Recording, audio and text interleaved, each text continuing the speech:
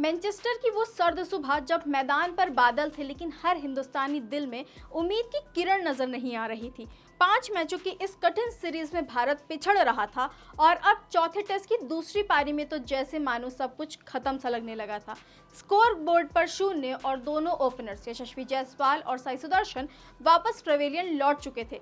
Stadium में सन्नाटा था और टीवी स्क्रीन पर बैठे करोड़ों भारतीयों के दिल में बस एक ही खामोश सवाल गूंज रहा था, क्या अब वाकई हार तय है?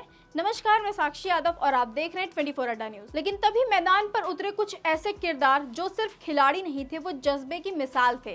केएल राहुल ने डटकर मोर्चा संभाला, शुभमन गिल ने जिम्मेदारी ओढ़ी और फिर आए वो दो नाम जिनकी कहानी सिर्फ स्कोरबोर्ड में नहीं बल्कि हर क्रिकेट फैन के दिल में दर्ज हो गई। वाशिंगटन सुंदर और रविंद्र जडेजा। जब मैदान पर हर बॉलर थक चुका था, तब इंग्लैंड की फील्डिंग टूटने लगी थी। तब ये दोनों खिलाड़ी न सिर्फ टिके बल्कि मैदान पर इबारत लिखने लगे। मैच का आखिरी दिन और तभी हुआ वो जो क्रिकेट इतिहास में बहुत कम होता है।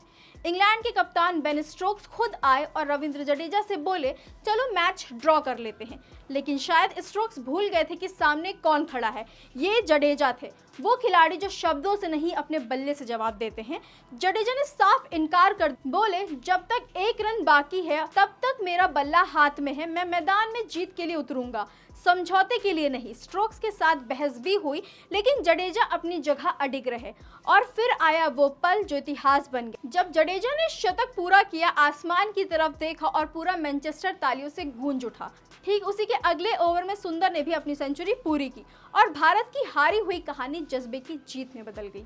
ये सिर्फ एक ड्रॉ नहीं था, ये भारतीय टीम की मानसिक ताकत थी। मैदान पर खेला गया वो युद्ध जिसमें भावनाएं, संघर्ष और देश के लिए खेलते रहने की जिद थी।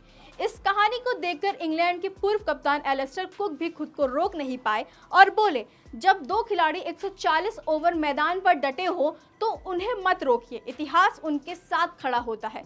स्कोरबोर्ड में स्ट्रोक्स का ड्रॉ ऑफर नहीं दिखेगा, बस वो दो नाम होंगे, जडेजा और सुंदर। उधर इंग्लिश टीम ने पहले 4 दिन मैनचेस्टर में पूरी पकड़ बनाई हुई थी।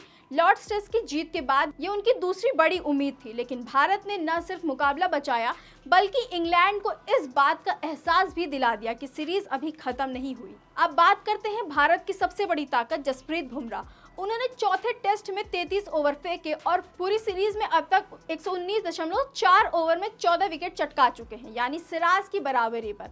लेकिन क्या बुमराह ओवल में फाइनल टेस्ट खेलेंगे? कोच गौतम गंभीर ने कहा, सभी तेज गेंदबाज फिट हैं, कोई चोट नहीं है, लेकिन बुमराह के खेलने पर अभी कोई फैसला नहीं हुआ है। जो भी खेलेगा वो देश के लिए बेस्ट देगा। वहीं इंग्लैंड के पूर्व कप्तान कुक ने इस रणनीतिक चुप्पी को सही बताया है। कहा कि टीम इंडिया ने जो पहले कहा था कि बुमराह सिर्फ 3 टेस्ट खेलेंगे, वो गलती थी। लेकिन अब ये रणनीति बिल्कुल सही है, क्योंकि मैच से पहले विपक्ष को अपनी चालें नहीं बताई जाती। अब पूरा देश एक ही सवाल पर टिका है, 31 जुलाई से शुरू होने वाला ओवल टेस्ट में क्या भारत वापसी करेगा? क्या बुमराह मैदान पर होंगे या कोई नया हीरो उभरेगा? जो भी हो, एक बात तय है, मैदान पर सिर्फ बल्ला और गेंद नहीं भिड़ेंगे, टकराएंगे हौसले, इतिहास और हिंदुस्तान का भरोसा। ऐसी ही और जानकारी के लिए देखते रहिए 24 अड्डा न्यूज। धन्यवाद।